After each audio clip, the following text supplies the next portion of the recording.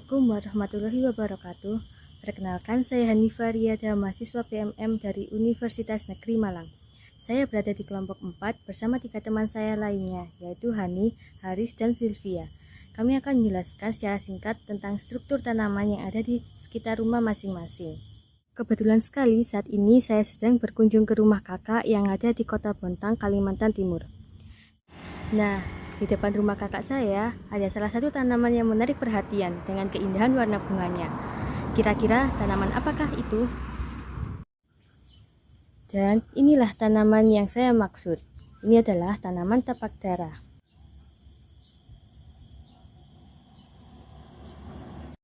Tapak dara atau nama ilmiahnya Catharanthus roseus adalah tumbuhan semak pendek yang termasuk jenis evergreen atau tumbuhan hijau abadi. Tanaman ini berasal dari Madagaskar, tetapi telah menyebar ke berbagai belahan dunia wilayah tropis. Nah, tanaman tapak dara ini memiliki daun-daun yang tumbuh berseberangan dengan tangkai yang pendek. Daunnya berbentuk telur dan memiliki ujung yang menyempit atau meruncing. Terlihat bahwa warna daunnya hijau dengan urat daun yang pucat.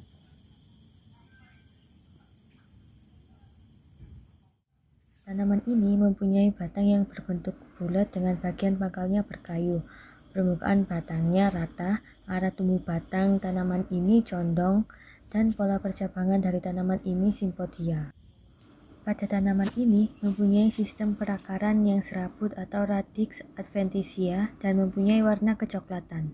Untuk tanaman selanjutnya, ada bunga sepatu di sekitar rumah yang terletak di taman samping rumah.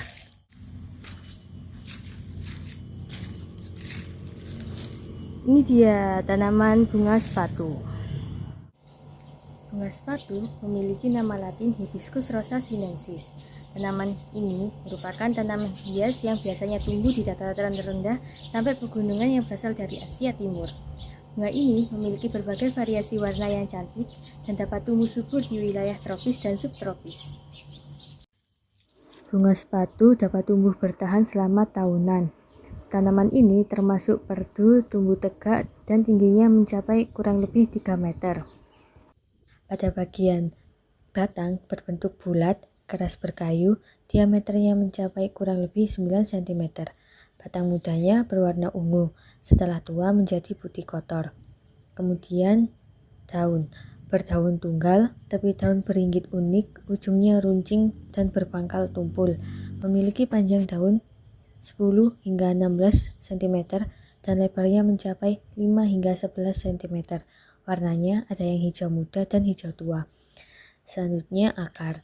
Akarnya termasuk berakar tunggang yang memiliki warna coklat muda. Assalamualaikum warahmatullahi wabarakatuh. Halo semua, namaku Hanifah Tiakise dengan NIM F1C420027. Pada video kali ini aku akan menjelaskan struktur dari akar, batang, dan daun dari tumbuhan yang ada di sekitar lingkungan kita. Untuk video selanjutnya, mari kita lihat. Lidah buaya atau biasa disebut aloe vera merupakan jenis tanaman yang berduri dan dapat tumbuh di lingkungan rumah. Lidah buaya dapat digolongkan dalam tumbuhan xerophyt atau tumbuhan yang mampu hidup di tempat kering dan hanya memerlukan sedikit air untuk pertumbuhannya. Ciri khas pada tumbuhan aloe vera adalah tumbuhan cam atau tumbuhan di mana stomatanya tertutup di siang hari dan terbuka di malam hari. Oke, untuk struktur dari aloe vera itu sendiri, yang pertama kita bisa lihat akarnya. Akar dari aloe vera itu merupakan akar serabut dan aloe vera sendiri termasuk dari jenis tumbuhan monokotil. Lalu yang kedua ada batang. Pada aloe vera itu batangnya tidak terlalu besar dan dikelilingi oleh daun yang cukup tebal. Aloe vera itu juga disebut sebagai planta caulis karena tidak tampaknya atau karena pendeknya ruas batang. Sehingga lidah buaya itu juga disebut sebagai roset daun. Nah, dan apa itu roset daun? Roset daun itu merupakan susunan daun yang melingkar, rapat, dan berimpitan. Nah, sama halnya juga seperti dari daun aloe vera itu kita bisa lihat dan bisa kita ketahui bahwa bentuk daunnya itu melingkar dan rapat. Lalu untuk sampel selanjutnya itu yang kedua ada dari bunga bougainville atau biasa kita sebut sebagai bunga kertas. Struktur dari akar bunga bougainville itu sendiri merupakan akar tunggang dan termasuk dari tumbuhan dikotil. Lalu batang dari tumbuhan Bunga bougainville itu bisa kita lihat di sini bentuknya itu bulat serta berkayu dan juga ada duri-duri halusnya. Berikut duri halus yang bisa kita lihat dari tanaman bougainville. Batang tampak terlihat keras dan ditumbuhi oleh duri-duri sebagai bentuk pertahanan dari tumbuhan bougainville. Dan untuk selanjutnya itu morfologi dari daun bunga bougainville itu berbentuk oval, memanjang, dan pertulangannya itu menyirip. Sekian video kali ini, terima kasih. Wassalamualaikum warahmatullahi wabarakatuh. Halo, Assalamualaikum warahmatullahi wabarakatuh. Perkenalkan, nama saya Sylvia Nuklir dengan NIM F1C420024. Di sini saya akan menjelaskan mengenai struktur akar, batang, daun pada tumbuhan bunga melati dan bunga sambang dara. Oke, di sini saya akan menjelaskan terlebih dahulu mengenai struktur akar, batang, daun pada tumbuhan bunga melati. Akar pada tumbuhan bunga melati merupakan tumbuhan berjenis dikotil berbentuk tunggang, memiliki sedikit akar serabut. Akar pada bunga melati sulit dipatahkan karena termasuk akar yang lentur. Batang pada tumbuhan bunga melati memiliki lapisan epidermis pada bagian luar serta berkambium, berbentuk bulat dengan tekstur berkayu, tumbuh dengan ukuran dari 30 cm hingga 3 meter. Memiliki banyak cabang dan berwarna coklat. Daun pada tumbuhan melati memiliki daun tunggal, tangkai daun berukuran pendek sekitar 5 mm dengan posisi saling berhadapan. Daunnya berbentuk bulat, agak lonjong dengan ujung meruncing. Baiklah, selanjutnya saya akan menjelaskan mengenai struktur akar, batang, daun pada tumbuhan bunga sambang dara. Akar pada tumbuhan bunga sambang dara merupakan akar tunggang. Akar tunggang adalah akar yang tumbuh terus-menerus menjadi akar pokok. Apabila bercabang, akarnya tumbuh kecil. Akar pada tumbuhan bunga sambang dara termasuk dikotil. Batang pada tumbuhan bunga sambang dara bercabang banyak dan bergetah putih. Daun pada tumbuhan bunga sambang dara, daunnya ada dua macam. Yang pertama mirip sarang burung dengan helaian daun yang mandul, bentuknya lebar dan bulat. Yang kedua membelah-belah menyerupai tanduk rusa. Daun bagian atas halus dan berwarna hijau, sedangkan bagian bawahnya tebal. Daun ini membelah 3-5 kali dan panjangnya bisa mencapai 3 meter dengan ujung daun termasuk daun yang subur. Bentuk daun helaian lancip berwarna pada permukaan atas hijau dan bawah warna merah gelap. Assalamualaikum semua, perkenalkan nama saya Haris Budi Santoso dengan NIM F1C420012. Saya dari kelompok 4. Di sini saya akan menjelaskan mengenai morfologi dari dua tumbuhan, yaitu tumbuhan kaktus dan cabai. Yang pertama kita akan membahas mengenai kaktus. Kaktus itu termasuk dalam famili Cactaceae.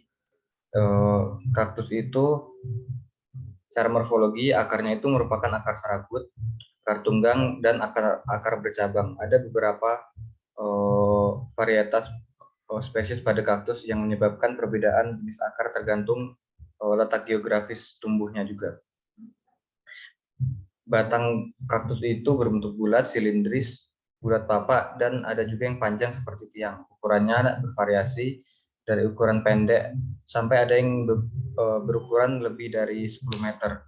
Permukaan batang tumbuh lekukan cembung sebagai tempat melekatnya duri-duri. Batang pada kaktus itu terdapat lapisan lilin. Lapisan lilin itu berfungsi untuk meminimalisir penguapan karena kaktus itu umumnya tumbuh di daerah kering dan panas. Sedangkan daun pada kaktus itu mengalami perubahan bentuk menjadi duri. Jadi duri yang kita lihat pada kaktus itu sebenarnya adalah daun. Daun juga itu modifikasi daun menjadi bentuk duri itu juga merupakan salah satu bentuk adaptasi untuk meminimalisir penguapan. Selanjutnya adalah cabai. Pada slide ini saya akan menjelaskan morfologi cabai secara umum. Di slide ini tertulis spesies Capsicum frutescens itu merupakan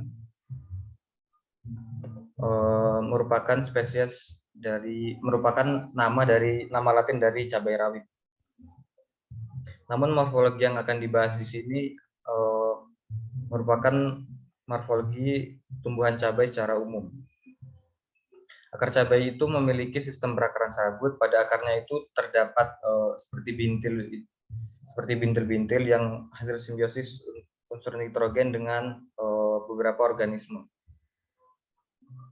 Batangnya berbentuk bulat memanjang dengan panjang batang sekitar 1-2 meter. Pada beberapa varietas itu tidak sampai 2 meter, tidak sampai 1 meter. Bagian luar batang terselimuti kulit berwarna hijau keputihan. Batangnya tidak berkayu. Batang cabai akan berkembang sampai dengan ketinggian tertentu, kemudian akan menghasilkan suatu percabangan yang acak. Pada gambar dapat diketahui jika cabangnya itu tidak selalu simetris. Daun dari cabai itu berbeda-beda tergantung spesiesnya. Umumnya itu berbentuk lonjong, ada yang bulat dan ada yang lancet. Pada permukaan atas daun itu warnanya akan lebih gelap daripada permukaan bawah daun.